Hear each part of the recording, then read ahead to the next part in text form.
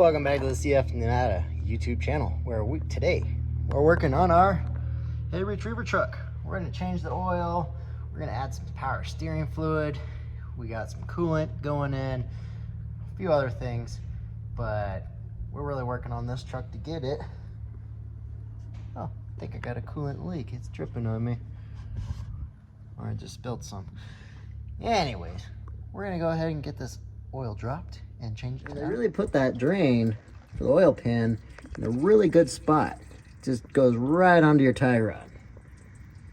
These engineers were really thinking back then.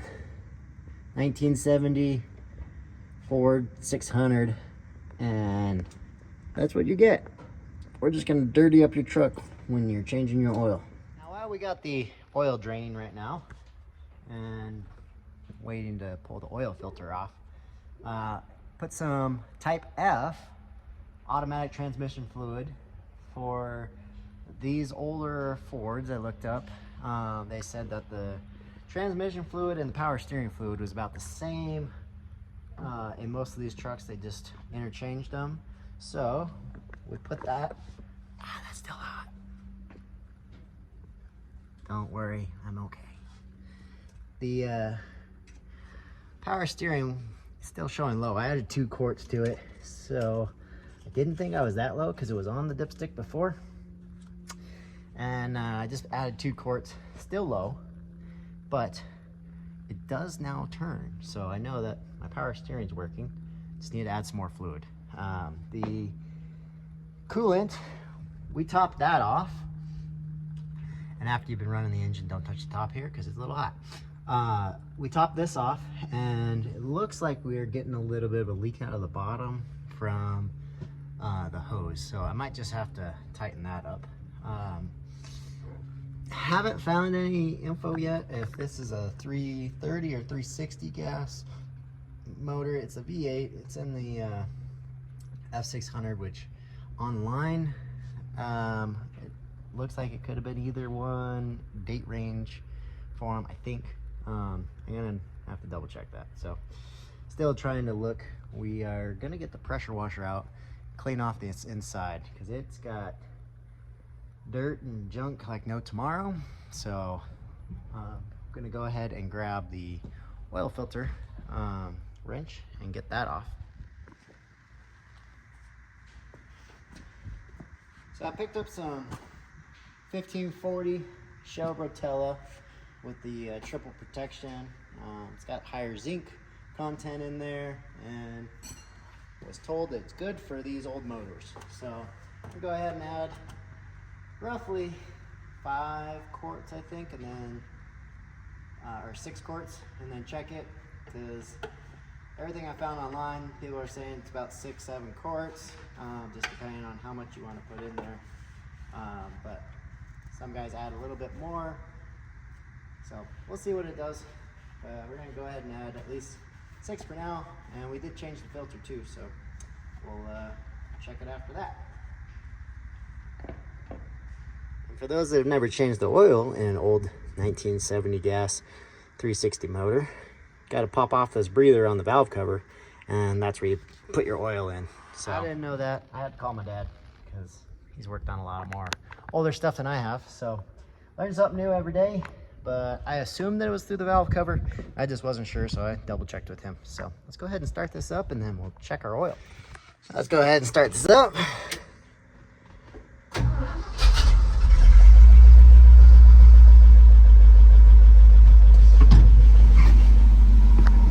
She's a beaut, Clark. Inside needs a little love. Man, she sounds pretty quiet. Sounds a lot better, I think. So, yeah, put the camera down, I'll check the dipstick. Well, looks like we need to add a little bit, but almost there.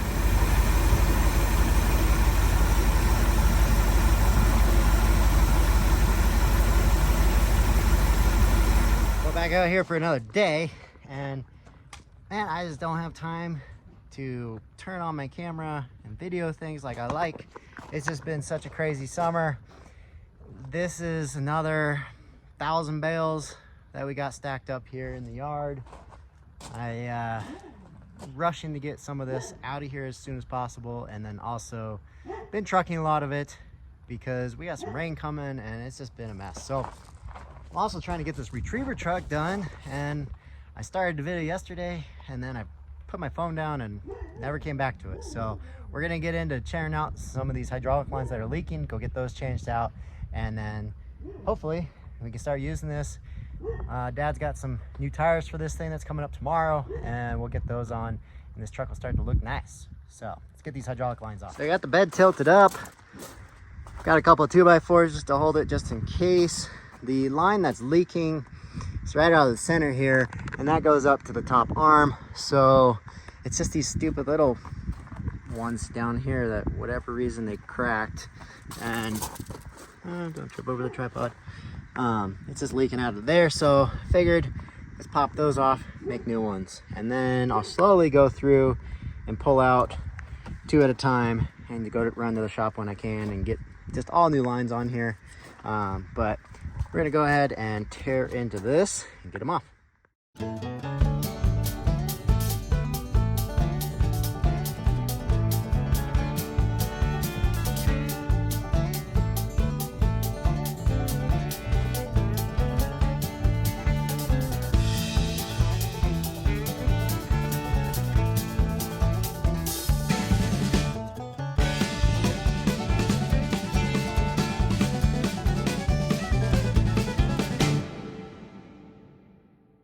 All right, so I got them loosened finally. That was a pain, and the pressure fitting on one of them wouldn't come off, so I'm gonna have to put that in the vise and try to get it to come out. But just got the hoses draining off, then I'm gonna run over to the shop, get some new ones made, and then put those back on, and then hopefully this bed will work and no more leaks. Grab some degreaser and stuff too to get all this junk off of here. So more work. So I just got back from the hydraulic shop, got one hose in. The one that was a pain in the butt with the couplings that were stuck on it, I'm gonna go put those back on the hose, I think, before I stick it in here, because it might be a little easier. But get these on, fill up the hydraulic fluid that we lost. Seems like about a quart came out. The cylinder is all the way extended up at the top there, so whatever leaked out was just in the line, which wasn't too much. So let's get this other line in and we'll test it. All right, so we got the new hydraulic lines in, everything, pressure fittings, all that's all tightened up. So now let's just got to make sure this works and top off our hydraulic tank over there and make sure that we don't have any leaks. All right, we got them fixed. We forgot to press record on the phone here, but new lines are installed. They're not leaking. We got it moving up and down and everything seems to work. The hydraulic tank is still reading a little bit low, so we'll just top that off here shortly. But we are bound to get some new tires here on Saturday, hopefully. So we'll see how that goes, and we'll put them on. So I had to stop and go tarp a whole bunch of hay. We threw a bunch of tarps, covered it, threw bales up on top just to keep the rain from going down in the stacks. And as soon as I got all that done, then it just sprinkled. So it's all set up at least, but there's more clouds coming and a tropical storm coming through Southern California, coming up in Nevada. So at least it's covered for now if we do get any more rain.